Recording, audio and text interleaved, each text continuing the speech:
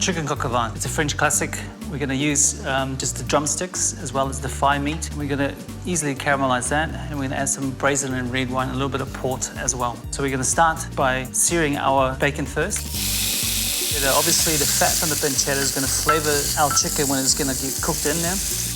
Cut the chicken legs in half. Obviously, you get the drum and the thigh meat separated. And then we're going to lightly season it with salt and a little bit of pepper. Again, we're going to lightly dust it, a little bit of flour. So now our pancetta has been nicely sort of rendered a little bit, and then all that fat is back into this pan. And we're going to need that fat when we're actually going to cook our chicken off. So most of this recipe, we're going to use the induction top to sear our chicken off and caramelize our vegetables. So once the chicken has a nice crust and brown and nice even color on the outside, we're going to take that off the side. We're going to add in celery, some carrots and onions. So you want to cook this nice and slow because you want that natural sugars to actually come out of the vegetables. So once our vegetables are nicely caramelized, we're going to deglaze the pan, a little bit of red wine, a little bit of port as well. We want to reduce that down really quickly, get the alcohol burnt off before we add our chicken stock to that.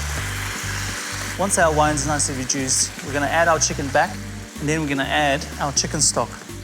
We want to bring that up to a slow simmer, and then a bit of thyme and some bay leaf.